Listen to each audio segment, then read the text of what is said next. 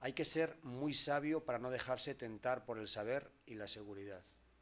Esto nos lo facilita el Centro Virtual Cervantes acerca de estas declaraciones tan divertidas que hace Monterroso. Pero, Oscar, es verdad, tú dices que son divertidas, pero son Tienen siempre, verdades. siempre, sí, Son, siempre son grandes juega. verdades, Exacto. porque el escritor no puede estar, o sea, debe tener cierta inconsciencia. O sea, dentro de la escritura hay cierta inconsciencia y se tiene que dar. O sea, la conciencia absoluta de lo que el escritor está haciendo no puede escribir. Uno se cierra cuando está despierto. Uno Exacto. debe interiorizar una serie de conocimientos y después, como dice Humberto Eco, es como subir por una escalera. El conocimiento es como subir por una escalera, luego hay que tirarla y ya que uno está arriba, ya sencillamente es continuar. Eso mismo pasa en ese mismo orden sobre lo que dice Monterroso, que después, o sea, tú debes tener cierta carga de inconsciencia y permitir fluir Y esa dejar que inconsciencia. fluya, sí. Y igual acerca de la extensión, creo que es acertado, y que si te excedes en una historia, se echa a perder de verdad. Y al contrario, si dejas cosas por decir, se convierte, como dice él, en una anécdota y a quien le interesa. Y se pierde. Entonces, para que ustedes vean, amables televidentes y cibernautas que nos ven a través de YouTube, una muestra de la narrativa brevísima de Augusto Monterroso, vamos a leer El rayo que cayó dos veces en el mismo sitio. Ese es el título. Dice, hubo una vez un rayo que cayó dos veces en el mismo sitio, pero encontró que ya la primera había hecho suficiente daño, que ya no era necesario, y se deprimió mucho. Ahí ustedes ver el humor de Monterroso. Muy Monterroso cuando fue a escribir, cuando Monterroso escribe un libro, como yo decía ahorita, bastante, el primer libro que publica lo hace después de los 40 y se suma en un silencio de más de 10 años cuando publica La Oveja Negra y otros cuentos. Y el primer libro de él creo que fue Obras Completas, y Sí. luego La Oveja Negra y otros cuentos, para lo cual él estuvo durante unos años haciendo observaciones en un zoológico de la Ciudad de México, de la capital, para poder escribir estas fábulas. Y él dice, respecto a eso, en el prólogo de La Vaca, porque los amigos siempre le vivían preguntando, él dice, varios amigos me preguntaban, ¿cuándo publicas otro libro? Pacientemente he reunido los textos aquí incluidos. Si a estos amigos no les gustan, pueden culparse únicamente a sí mismos, pues yo siempre les decía, ¿para qué? Solo quiero que me agradezcan las biografías de Erasmo, de Rotterdam, de Tomás Moro, de John Aubrey, que traduje para ellos. Con este libro él le contesta precisamente a sus amigos que le decían, pero también en La Oveja Negra y otros cuentos hay precisamente un cuento o una fábula que trata de un autor que siempre le decían, oye, ¿por qué tú no escribes otro cuento? Y él decía, ah, sí, el zorro sabe más. Sí, Quieren que yo escriba otro para entonces decir que este es malo Para y, acabarme. y criticarme por, no, pero, y por eso dice, y el zorro sabe más.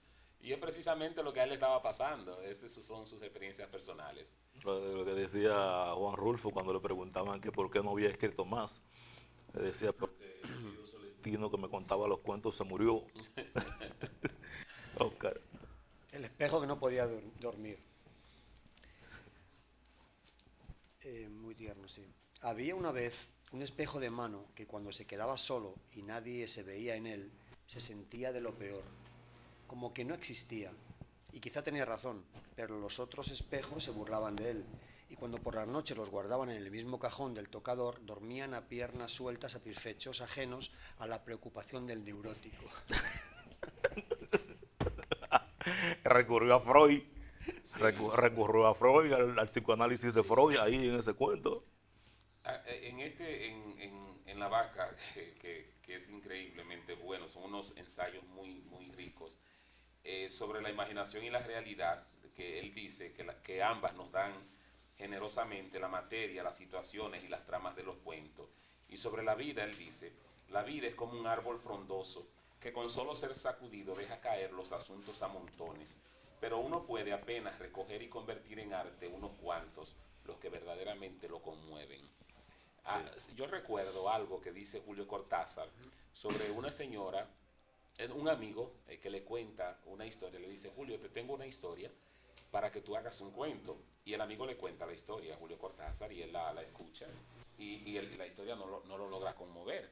Sin embargo, un día conversando con una señora, esta señora le cuenta una historia y la historia de la señora, que era aparentemente una historia sin importancia, una historia bastante banal, lo conmovió y él sí, de esa historia sí escribió un cuento. Porque quien no escribe tiene la impresión de que porque algo a él le parece extraordinario, para el artista, para el escritor es extraordinario, y no siempre es así. Todos hemos tenido esas experiencias. Siempre viene mucha gente, se acerca mucha gente y dice, pues mira, mi historia es muy interesante, pasó. Y bueno, pues uno lo escucha, pero no es tan importante lo que ha pasado. Lo más importante es extraer un poco lo curioso y la forma de escribirlo, porque las historias casi siempre se repiten. De todas formas, el verbo conmover tiene una connotación muy distinta cuando se convierte en sustantivo. Conmoción suena a impacto, a golpe. Sin embargo, cuando conmueve, Sí. yo lo utilizo mucho, a mí me gusta mucho utilizarlo con la poesía, pero también con la narrativa. Cuando una obra, cuando un libro, cuando un poema, yo mejor que el término gustar, utilizo el conmover. Si me conmueve, fundamentalmente la poesía, si me conmueve, la cosa va bien. Si no me conmueve, bueno, pues puedo decirte que está bien, o bueno, pero yo necesito que me conmueva. Y me ha pasado lo mismo con los personajes de las novelas, fundamentalmente, porque los cuentos tienen muy poquita vida. El cuento es más que nada la historia, pero y los sucesos pueden conmover, pero más los personajes de las novelas. Cuando un personaje llega, cuando anda dando vueltas en la memoria durante un tiempo, yo entiendo que conmueve, y si conmueve, el escritor ha conseguido su objetivo. Estás hablando de Jean Valjean. Vamos con otro cuento, venga. Vamos a El Fabulista y sus críticos, Exactamente. de donde se matiza el humor de Monterroso, pero también la profundidad. En este caso estamos hablando de la filosofía de Zenón, aunque él manifiestamente no lo diga. El Fabulista y sus críticos. En la selva vivía hace mucho tiempo un fabulista cuyos criticados se reunieron un día y lo visitaron para quejarse de él, fingiendo alegremente que no hablaban por ellos sino por otros, sobre la base de que sus críticas no nacían de la buena intención sino del odio. Como él estuvo de acuerdo, ellos se retiraron corridos, como la vez que la cigarra se decidió y dijo a la hormiga todo lo que tenía que decirle. Se lo explico bien explicado. Señores, es que esos juegos que él hace y esos cambios tan inesperados, cuando la ve que la cigarra le dijo a la hormiga todo aquello que tenía que decirlo, es que la fábula de Sopo uno la conoce como que la hormiga le dijo a la cigarra y de repente este hombre hace un cambio total de la fábula con un humor. Pero fíjate cómo consigue que todos los lectores, es como si supiera que todos estábamos esperando que de alguna forma la cigarra se la tenía guardada la hormiga. Se la debía. Y hubo un momento que sí, y se lo explico bien explicado. En este caso de la fábula de la cigarra y la hormiga, menciono a Zenón por el hecho de que la inamovilidad de la cigarra es parecida y la movilidad de la hormiga es parecida al cuento de la tortuga y la liebre, que la cigarra pensaba que como quiera lo que ella hiciera, como quiera iba a conseguir alimento, sin embargo la hormiga sabía que no. Bueno, pero esto es una muestra de profundidad narrativa, de humor y sobre todo de manejo estricto del arte narrativo. Una ironía finísima. Sí. Yo solamente leeré esta frase y le daré paso a Oscar. El estilo debe parecerse a la vida. Sí, señor. El estilo debe parecerse a la vida. Que a veces nos pasa que leemos un cuento, una novela, un poema y no nos conmueven, como decías tú, Oscar, porque de alguna manera uno siente que es una falsificación de la vida y se parece poco, mientras que cuando uno lee un cuento o una novela o un poema que de alguna manera se parece a la vida, le llega con bastante profundidad. Honestidad y sinceridad por eso. parte del autor y veracidad por parte de la obra. Eso es lo que realmente puede hacer que a nada que tenga un poco de calidad conmueva.